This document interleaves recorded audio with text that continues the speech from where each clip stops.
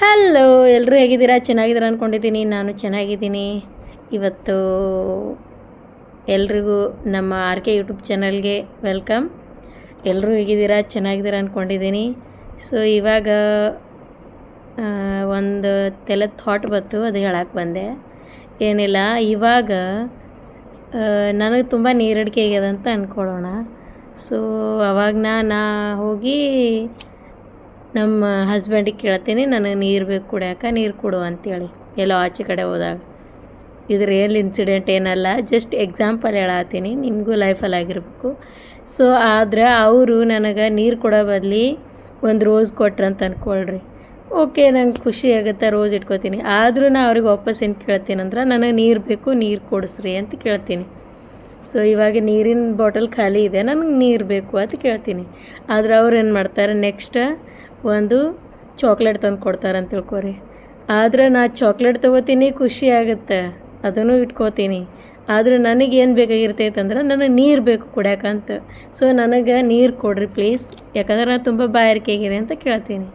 So ಆದರೆ ಅವ್ರು next ಏನು ಮಾಡ್ತಾರೆ, ಒಂದು ದೊಡ್ಡ ಗಿಫ್ಟ್ ಬಾಕ್ಸ್ ತಂದು ಕೊಡ್ತಾರೆ. ಅದ್ರೊಳಗೆ ಚೆನ್ನಾಗಿರೋ ಗಿಫ್ಟ್ ಇದೆ ಅಂತ ತಿಳ್ಕೊರಿ, ನಂಗೆ ಫೇವ್ರೇಟ್ ಇದು. ಆದರೂ ನಾನು ತೊಗೋತೀನಿ, ಖುಷಿ ಆಗುತ್ತೆ.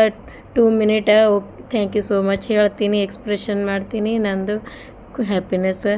ಆಮೇಲೆ ಅದನ್ನು ಇಟ್ಕೊಂಡು ಆಮೇಲೆ ಹೇಳ್ತೀನಿ, ನನಗೆ ನೀರು ಬೇಕಾಗಿದೆ, ಬಾಯಾರಿಕೆ ಆಗಿದೆ, ನೀರು ಕೊಡ್ರಿ ಅಂತ ಹೇಳ್ತೀನಿ. ಅಂದ್ರೆ ಇವಾಗ ನಾ ಎಕ್ಸಾಂಪಲ್ ಈ ಥರ ಹೇಳೋದಕ್ಕೆ ರೀಸನ್ ಏನಂದ್ರೆ, ನಿಜ ಜೀವನದಲ್ಲಿ ನಮಗೆ ಬೇಕಾಗಿರೋ ವಸ್ತುನೇ ಒಂದಿರುತ್ತೆ ಅಲ್ವಾ ಜನರೇ.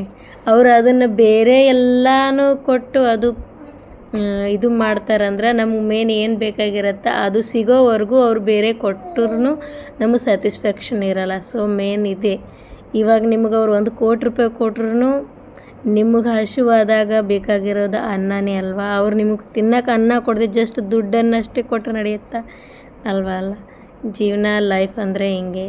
ಸೊ ನಿಮಗೇನು ಬೇಕು ನೀವು ಬಾಯಿ ಬಿಟ್ಟು ಕೇಳಿದ್ರೂ ಅದು ಸಿಗ್ತಾ ಇಲ್ಲ, ನಿಮ್ಗೆ ಅದು ಬಿಟ್ಟು ಬೇರೆ ಎಲ್ಲ ಸಿಗ್ತಾಯಿದೆ ಅಂದರೆ ನಿಮ್ಗೆ ಸ್ಯಾಟಿಸ್ಫ್ಯಾಕ್ಷನ್ ಇಲ್ಲ.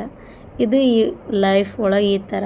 ಸೊ ಆವಾಗ ಅವ್ರು ನನಗೆ 1 ಬಾಟಲ್ ನೀರು ತಂದು ಕೊಟ್ಟರೆ ಆವಾಗ ಏನಾಗುತ್ತೆ, ನನಗೇನು ಬೇಕಾಗಿರೋ ಸಿಗುತ್ತೆ, ನಾನು ಬಾಯಾರಿಕೆನೂ ತೀರುತ್ತೆ, ಖುಷಿನೂ ಆಗುತ್ತೆ.